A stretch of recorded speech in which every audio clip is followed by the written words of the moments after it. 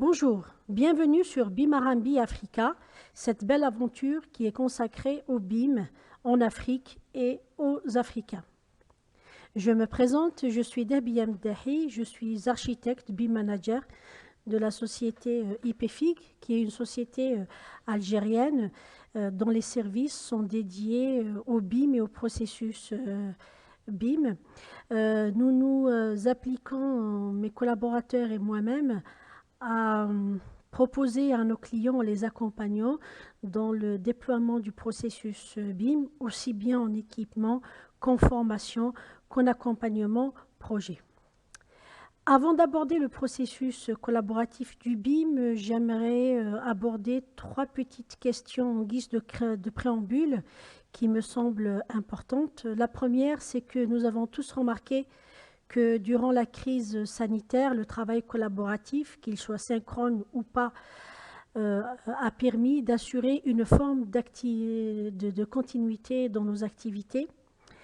La deuxième chose, c'est que le processus BIM est configuré justement pour être opérationnel et efficace à distance, a semblé être donc une réponse adaptée à la crise sanitaire que nous avons vécue. Et enfin, dernière petite chose, le processus BIM sur le plan opérationnel et technique peut complètement être vécu à 100% de manière dématérialisée.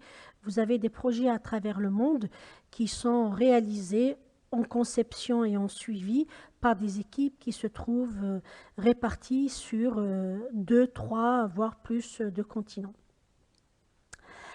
Nous allons aborder donc les généralités du processus collaboratif BIM.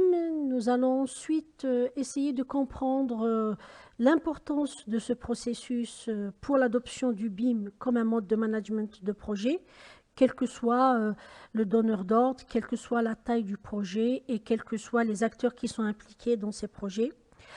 Ensuite, nous aborderons une notion fondamentale dans le processus BIM, à savoir l'environnement commun des données. Et enfin, nous verrons pourquoi justement le management de l'information est la clé du succès du processus BIM. Alors, pourquoi faire du BIM? Aujourd'hui, on entend tous parler du BIM. Beaucoup d'acteurs l'utilisent à des degrés différents et variables. En revanche, il est fondamental que nous tous, autant que nous sommes, nous sachions pourquoi utiliser le BIM et quelle est réellement la valeur ajoutée de cette utilisation du BIM. Alors, je vais rappeler rapidement le cheminement et les étapes itératives d'un projet, que ce soit pour une opération neuve ou une opération de réhabilitation, voire une opération de démolition. Le donneur d'ordre ou le maître d'ouvrage a des objectifs, des exigences, des besoins qui sont exprimés soit directement par ses services, soit par le biais d'une assistance à maîtrise d'ouvrage. Et suite à cette expression-là, on a un document qui émane de ce donneur d'ordre, qui n'est rien d'autre qu'un cahier des charges. Et en guise de réponse à ces exigences et à ces objectifs, on a des éléments qui sont apportés par la maîtrise d'œuvre et par l'entreprise de réalisation. Et durant tout ce processus d'échange, de va-et-vient, et durant toutes les phases du projet, de l'esquisse jusqu'à la réalisation, voire jusqu'à l'exploitation maintenance de l'ouvrage, vous avez un processus et un flux de données qui s'échangent entre les différents acteurs avec différents degrés de responsabilité. Donc, c'est important pour que le processus BIM réussisse, veiller à ce que les objectifs soient clairement annoncés, faire en sorte que tout le monde a compris la même chose et bien sûr, expliciter et décrire comment est-ce que la maîtrise d'œuvre et les entreprises de réalisation vont faire en sorte de répondre à ces besoins. Alors, schématiquement, comment circule les informations et les exigences, ben, vous avez donc tout à fait à gauche, ici, vous avez donc l'exploitant qui est directement ou indirectement par une maîtrise d'ouvrage le donneur d'ordre. En général, il y a une stratégie BIM qui est mise en place dont le document principal est la charte BIM. En général, ce sont les exigences du maître d'ouvrage qui sont exprimées de manière standard. Et ensuite, pour chaque opération spécifique, vous avez un cahier des charges BIM où il y a des explications plus détaillées et plus appropriées au projet. Ce qui est important de noter, c'est qu'on a toujours cette dualité entre objectif BIM, usage BIM, un processus, une organisation, une structuration de données grâce aux outils et au contenu qui est exigé. Alors, pour répondre donc à un cahier des charges BIM émis par la maîtrise d'ouvrage, vous avez d'une part une convention BIM qui est émise par la maîtrise d'œuvre, mais également un plan de mise en œuvre BIM du projet qui, en général, émane de l'entreprise ou les entreprises de réalisation. J'attire quand même votre attention sur le fait que ces acteurs-là peuvent varier selon le mode de passation de marché et selon les pays ou le pays dans lequel nous nous trouvons, puisqu'on peut avoir plusieurs formules, public, privé, partenariat public-privé, projet en conception-réalisation, ainsi de suite. Donc, il est important de définir les usages BIM qui sont une explication et une explicitation du processus afin justement de mettre en œuvre, mais de manière concrète, opérationnelle et technique, ce processus BIM à travers un projet, si on est dans un projet pilote ou solitaire, ou à travers une stratégie BIM qui est annoncée en amont. Et justement, vous avez d'un côté les applications voulues pour la maquette numérique, donc les fameux cas d'usage qui sont annoncés par le donneur d'ordre et qui doivent être pris en charge par la maîtrise d'œuvre et les entreprises de réalisation. Et face à cela, vous avez les interactions des différents acteurs avec les données du projet. Et justement, pour ces actions métiers, justement, on a besoin de réfléchir aux données qui sont importantes dès la phase programmation pour pouvoir les récupérer au moment de la livraison de l'édifice et de l'ouvrage pour les utiliser en exploitation et maintenance. Puisque un des points forts du BIM, c'est cette prétention qui consiste à couvrir tout le cycle du bâtiment, de la phase programmation jusqu'à l'exploitation-maintenance ou la démolition.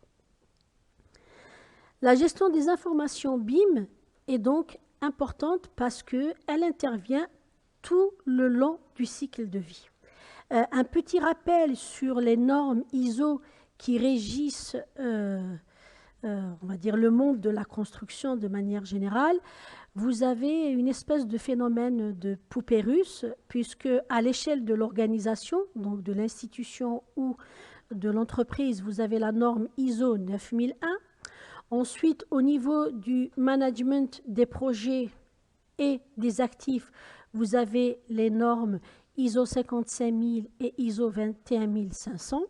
Et enfin, pour le management de l'information, vous avez une norme très importante pour le BIM et le processus BIM, à savoir la norme ISO 19650 dans son volet 1 et son volet 2. Et donc, à travers ce schéma, nous voyons bien que pendant tout le long du cycle de vie du bâtiment, on a un flux de données qui circule entre les différents acteurs, maîtrise d'ouvrage, maîtrise d'œuvre, entreprise de réalisation, organisme de contrôle, ainsi de suite. Comment sont représentées les exigences d'un projet selon la norme ISO 19650 ? La première chose qu'il faut considérer, ce sont les émetteurs principaux.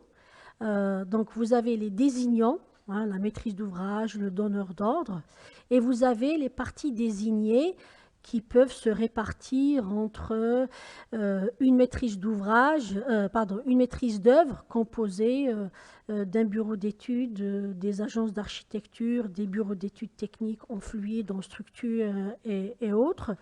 Et vous avez, in fine, des informations qui sont délivrées au fur et à mesure que les phases s'achèvent, jusqu'à la dernière phase, à savoir celle où le projet et donc l'ouvrage est réalisé, où on livre l'actif, donc ça devient un actif, avec les informations qui l'accompagnent. Et tout au long de ces phases, les différents acteurs émettent des exigences, des requêtes, des demandes d'informations, et il y a des retours qui sont effectués pour répondre et satisfaire ces requêtes.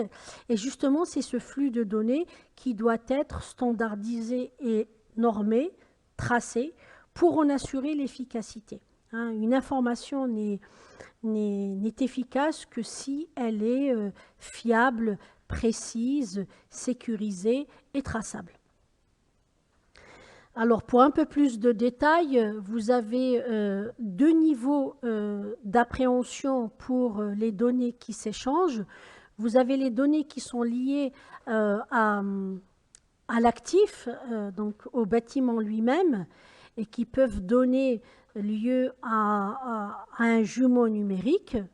Et vous avez d'un autre côté les informations qui circulent dans le cadre des processus et de management de projets et d'informations.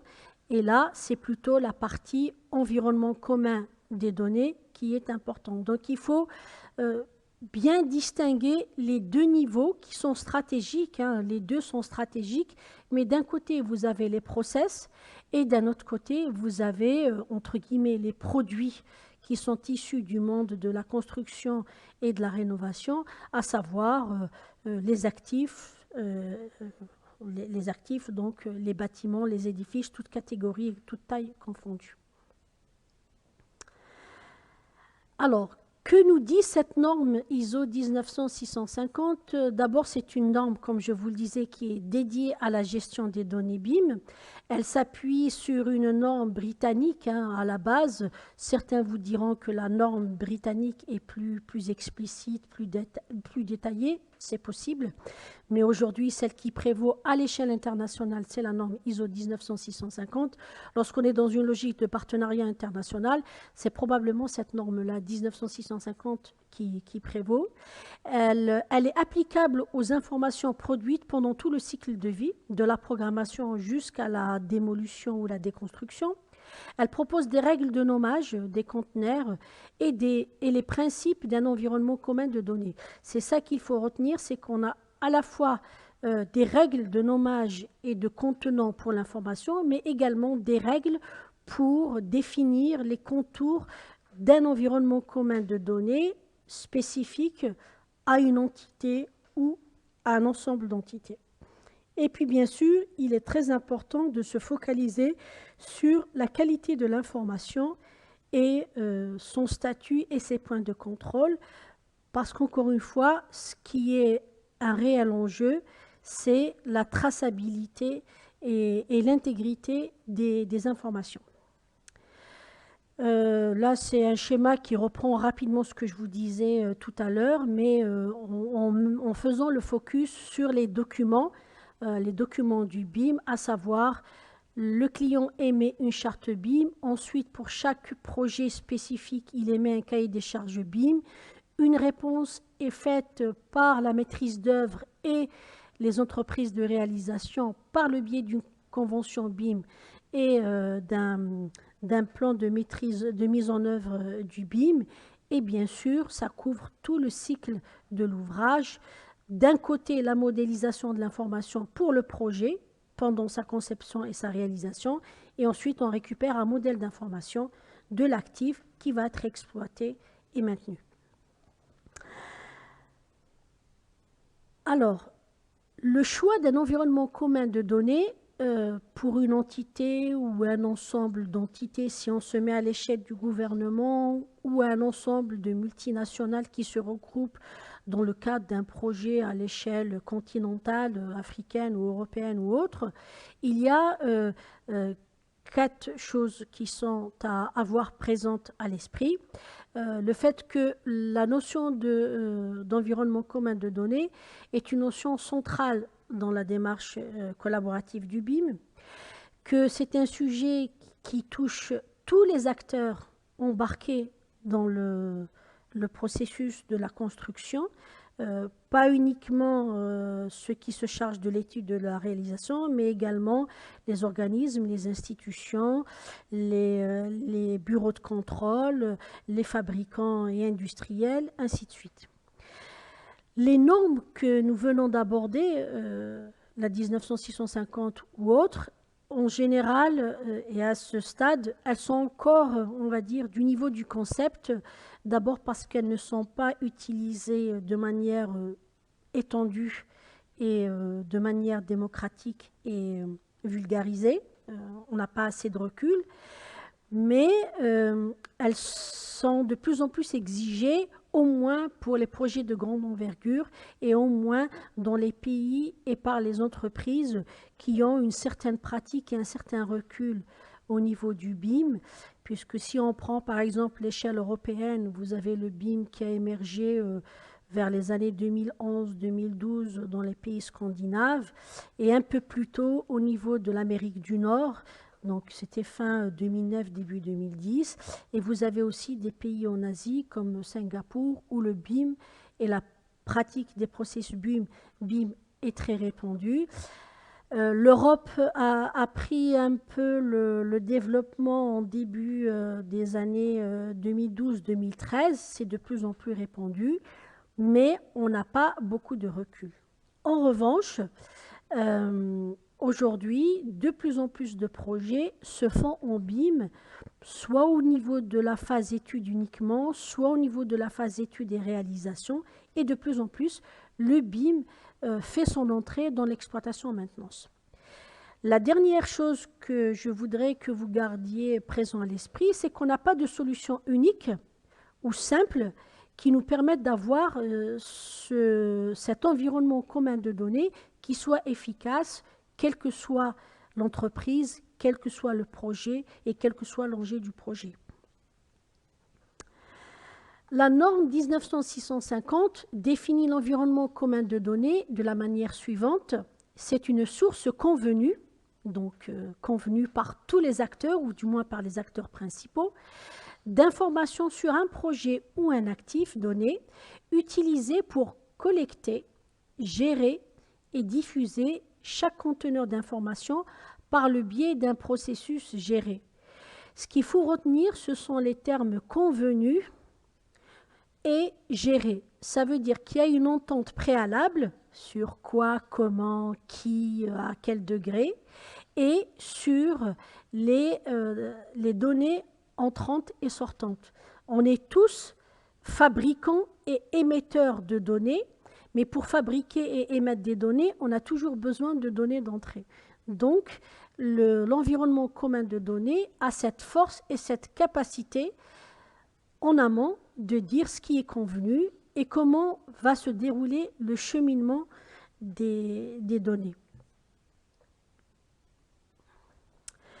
Que nous demande précisément la norme 19650? Elle nous demande de nous appuyer sur des conteneurs pour stocker l'information. Donc, il nous faut des espaces, des catégories clairement nommées. Il nous faut des identifiants uniques et codifiés.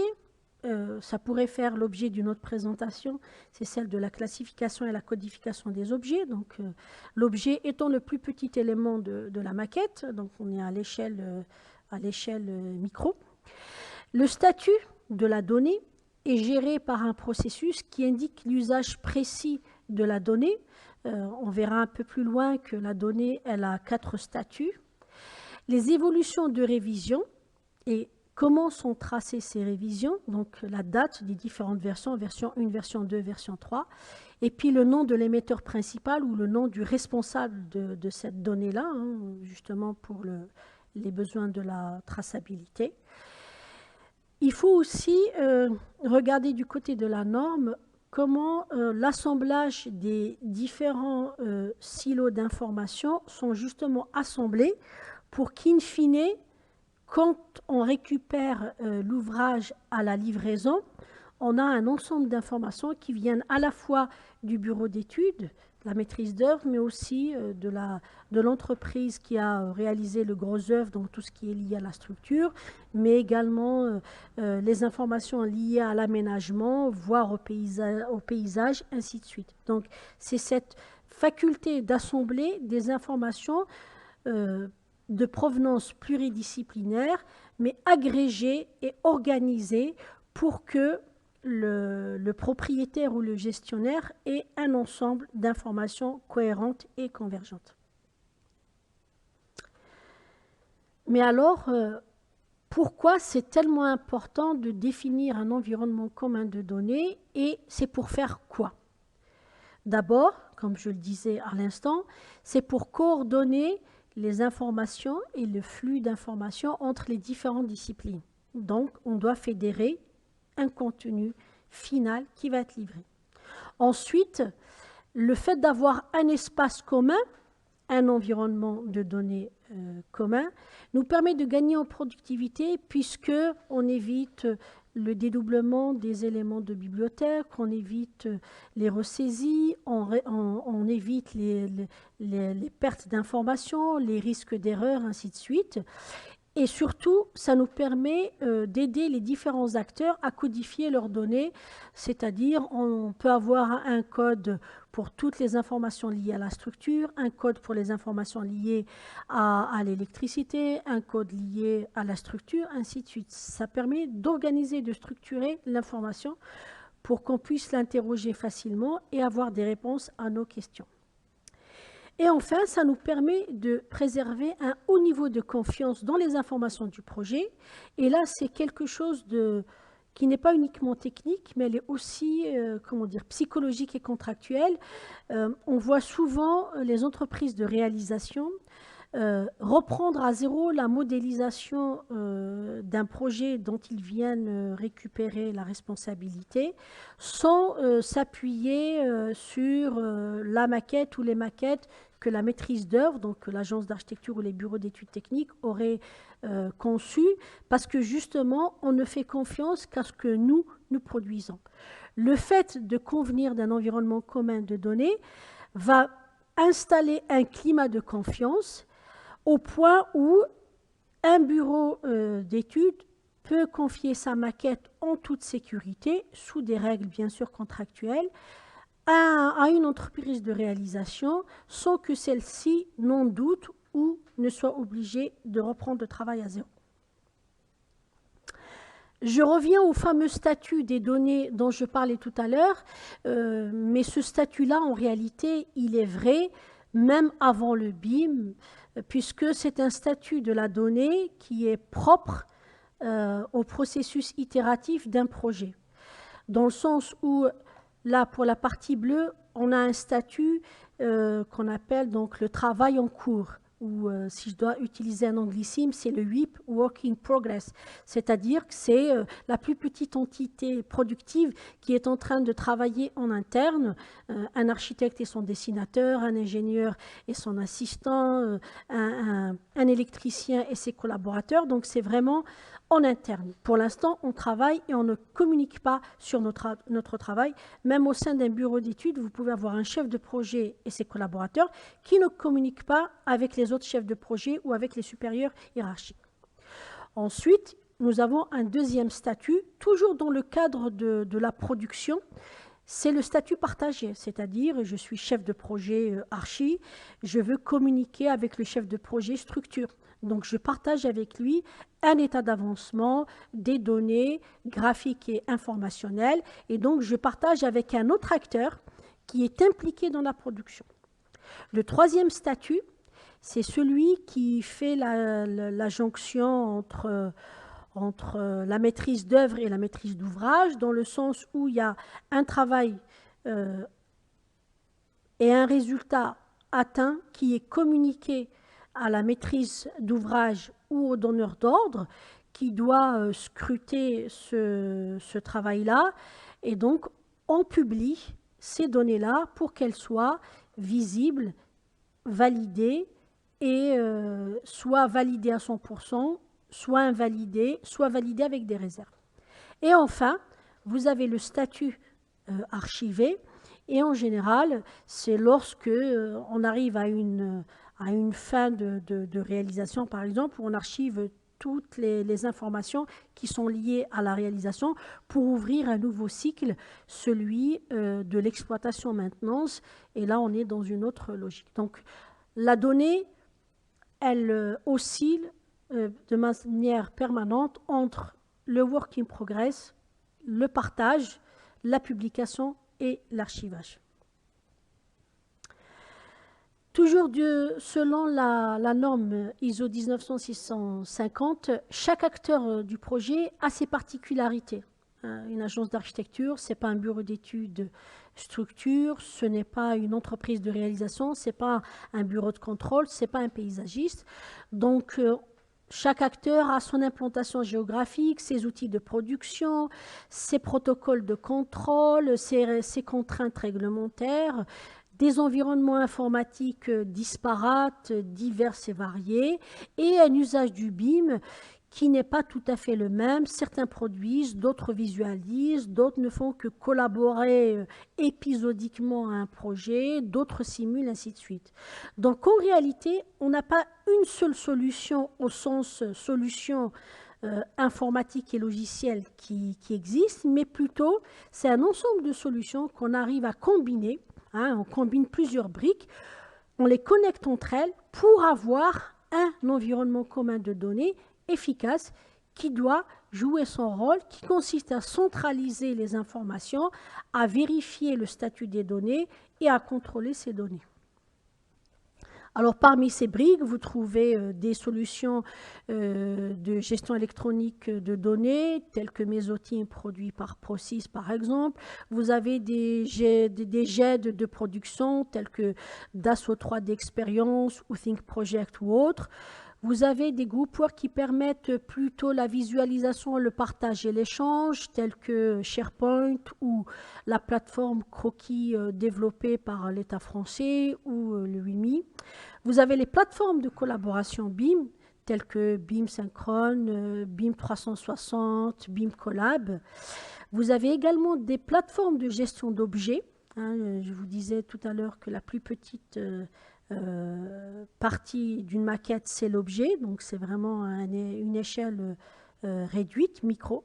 Et vous avez ce qu'on appelle les bases de données orientées objets, justement, qui favorisent l'utilisation des objets standardisés. Donc, je ne vais pas aller plus dans le détail que ça.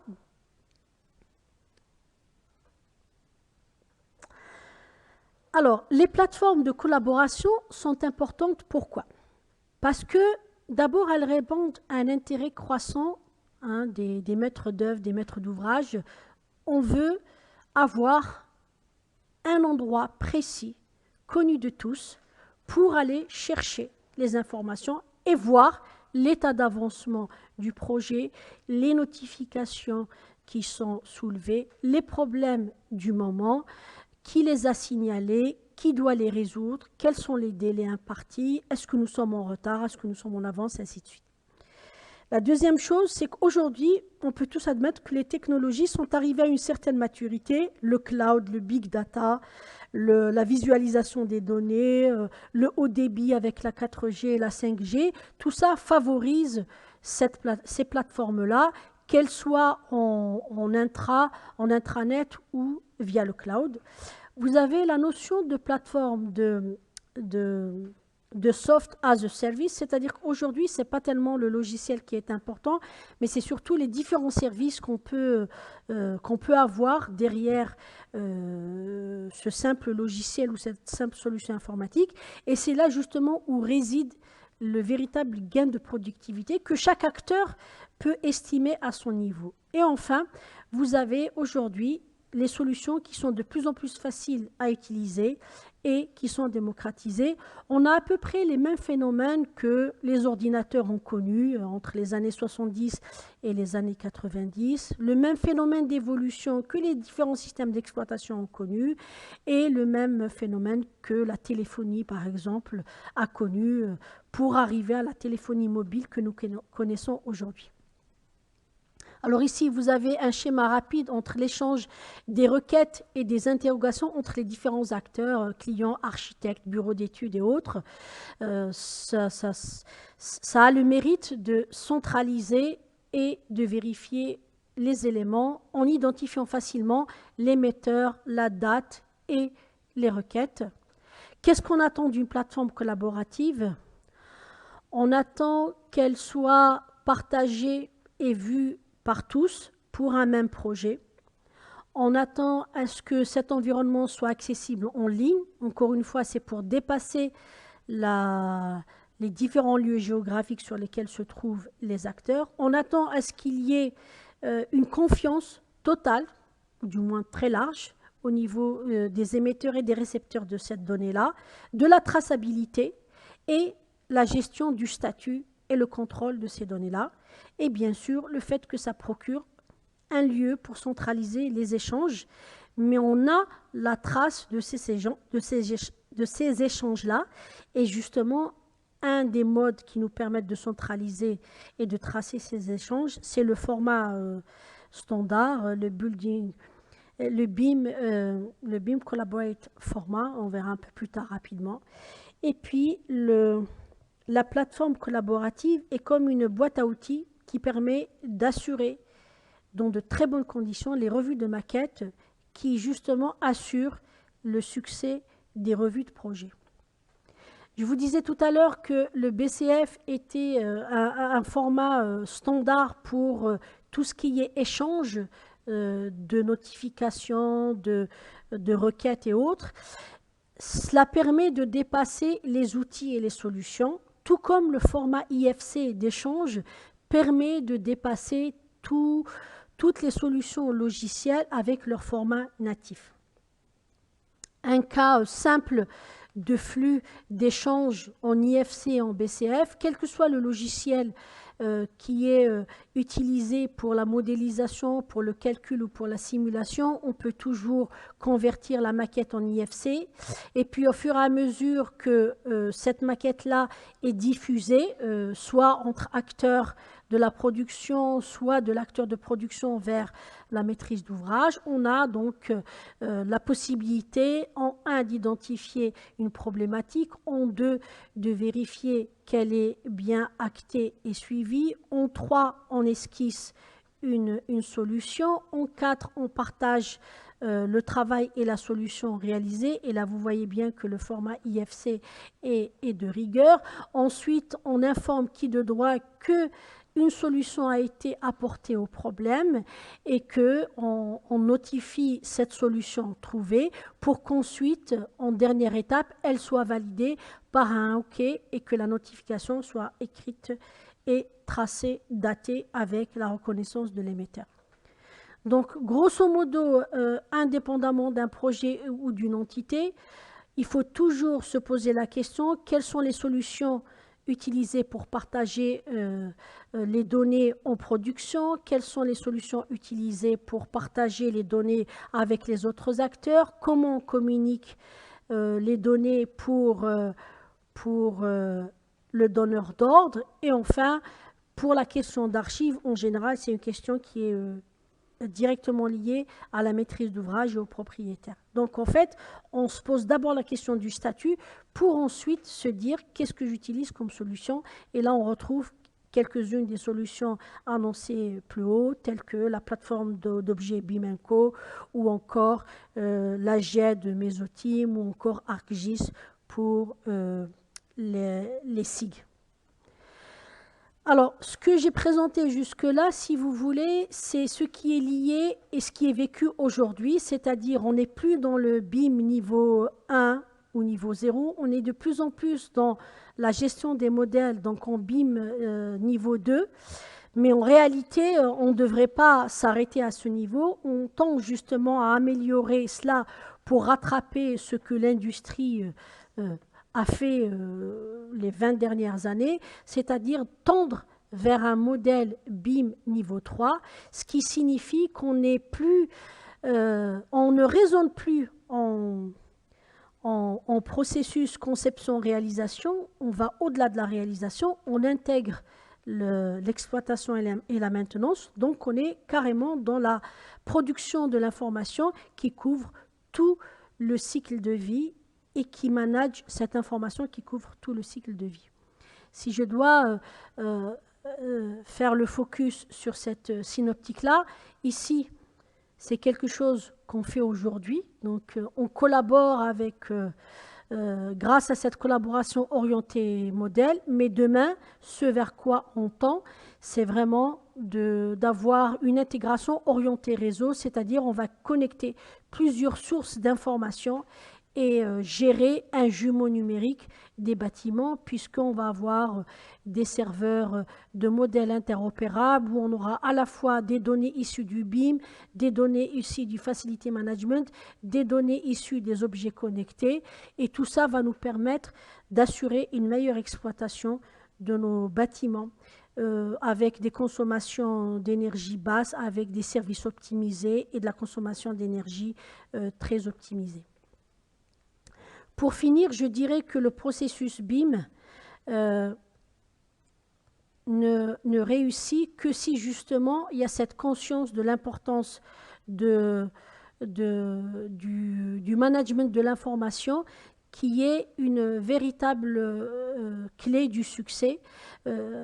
La donnée n'a d'importance que si elle est convertie comme information, c'est-à-dire si elle est valorisée. Hein, la donnée, on en a, hein, on peut avoir une pile de dossiers avec 1001 données, mais en fait, si elles ne sont pas valorisées, elles ne peuvent pas devenir des informations, et si ce n'est pas des informations, elles ne peuvent pas avoir un impact direct sur la production du processus.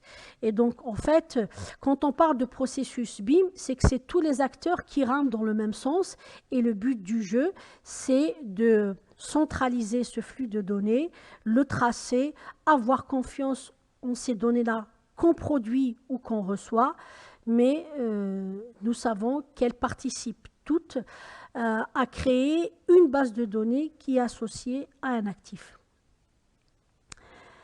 Je finirai par exposer rapidement donc, les sources qui m'ont servi à cette présentation. Vous avez les recommandations qui sont édictées par donc, le collectif Mind pour les infrastructures datant de 2019. Vous avez le guide méthodologique du projet PTNB. La norme ISO 19650 dans son volet 1 et 2 de 2018, le guide méthodologique de BIM for Value qui s'attache à la description des cas d'usage et des informations importantes durant tout le cycle de vie d'un bâtiment.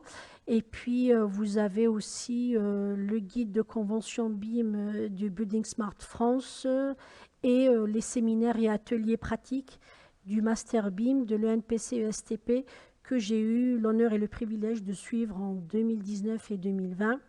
Je suis d'ailleurs actuellement en cours de rédaction d'une thèse pour mon mémoire professionnel qui, justement, s'interroge sur les systèmes d'information qui conditionnent et qui alimentent le BIM GEM. Et justement, parce que ce sont des questions d'avenir, aujourd'hui, on parle de plus en plus de big data, d'IoT. Et aujourd'hui, on est dans une logique de construction 4.0 et de bâtiment 4.0.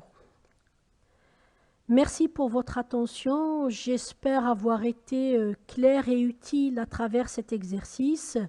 Merci encore au staff de BIM R&B Africa de m'avoir invité pour ces présentations. Et vive BIM R&B. Et je finirai par dire tous ensemble pour le BIM en Afrique.